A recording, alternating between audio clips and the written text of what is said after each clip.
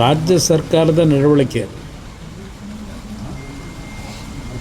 ಈ ಒಂದು ಪ್ರಕ್ರಿಯೆ ನಡೆಸ್ತಕ್ಕಂಥವರು ರಾಜ್ಯದ ಸಿಬ್ಬಂದಿ ವರ್ಗ, ನೌಕರ ವರ್ಗ ಏನಿದೆ ಅವರುಗಳು ಇದನ್ನು ನೇತೃತ್ವ ವಹಿಸಿರ್ತಕ್ಕಂಥದ್ದು. ಪ್ರತಿಯೊಂದು ಗ್ರಾಮಗಳಿಗೆ ಹೋಗಿ ಪ್ರತಿಯೊಂದು ಮತಗಟ್ಟೆಯಲ್ಲಿ ಇರ್ತಕ್ಕಂಥ ಮತದಾರರನ್ನ ಖುದ್ದು ಭೇಟಿ ಮಾಡಿ ಈ ಒಂದು ಹೊಸ ಒಂದು ರಿವಿಷನ್ಗೆ ಎಲ್ಲ ಪ್ರಾಮಾಣಿಕವಾದ ಕೆಲಸ ಏನಾಗಬೇಕಾಗಿದೆ.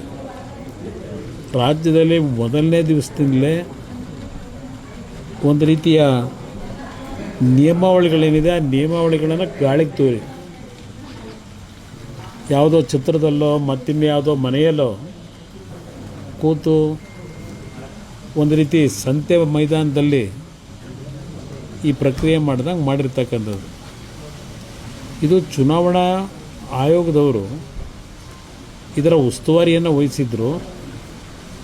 ಈ ಒಂದು ಕಾರ್ಯಕ್ರಮ ನಡೆಸ್ತಕ್ಕಂಥದ್ದು ಆಯಾ ರಾಜ್ಯ ಸರ್ಕಾರದಲ್ಲಿ ಇರ್ತಕ್ಕಂಥ ನೌಕರ ವರ್ಗದವರಿಗೆ ಈ ಜವಾಬ್ದಾರಿ ಕೊಟ್ಟಿರ್ತಾರೆ. ಕರ್ನಾಟಕದಲ್ಲಿ ಇವತ್ತೇನು 1ನೇ ತಾರೀಕಿನಿಂದ ಪ್ರಾರಂಭ ಆಗಿದೆ, ಇವತ್ತು 5ನೇ ದಿನಕ್ಕೆ ಬಂದಿದ್ದೀವಿ. ಇವತ್ತು ಈ ಒಂದು SIR ವಿಷಯದಲ್ಲೇ ಕಳೆದ 2 ವರ್ಷದಿಂದ ಒಂದೊಂದು ರಾಜ್ಯದಲ್ಲಿ ಒಂದೊಂದು ಗೊಂದಲಗಳು ಸೃಷ್ಟಿಯಾಗಿದೆ ಅಂತಕ್ಕಂಥ ಒಂದು ಆಪಾದನೆ ಮಾಡ್ತಕ್ಕಂಥದ್ದು, ಆರೋಪ ಮಾಡ್ತಕ್ಕಂಥದ್ದೇ ನಡೀತಾ ಇದೆ.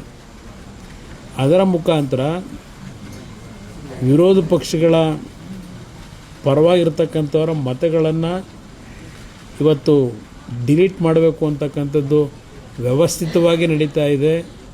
ಕೇಂದ್ರ ಸರ್ಕಾರದ ಒಂದು ಅಧಿಕಾರ ದುರುಪಯೋಗ ಆಗ್ತಿದೆ ಅಂತಕ್ಕಂಥದ್ದು ಪ್ರಮುಖವಾಗಿ ಕಾಂಗ್ರೆಸ್ ಪಕ್ಷದ ಆರೋಪ ಇರ್ತಕ್ಕಂಥದ್ದು.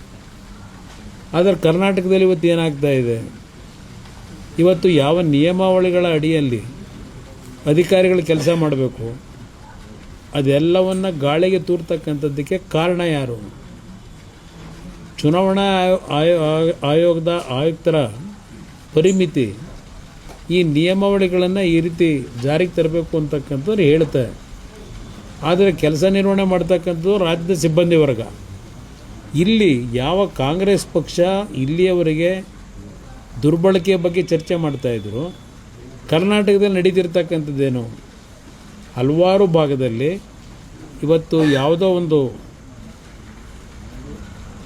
ಚೌಲ್ಟ್ರಿಗಳು ಮತ್ತಿನ್ನು ಧಾರ್ಮಿಕ ಕ್ಷೇತ್ರವು ಎಲ್ಲೋ ಒಂದು ಕಡೆ ಕೂತು ಈ ಒಂದು ಅಕ್ರಮ ಮತದಾನಕ್ಕೆ ಅವಕಾಶ ಕಲ್ಪಿಸ್ತಕ್ಕಂಥದ್ದಕ್ಕೆ ದುರುಪಯೋಗ ಆಗ್ತಾಯಿದೆ ಅಂತಕ್ಕಂಥದ್ದು ರಾಜ್ಯದಾದ್ಯಂತ ಚರ್ಚೆ ಪ್ರಾರಂಭ ಆಗಿದೆ.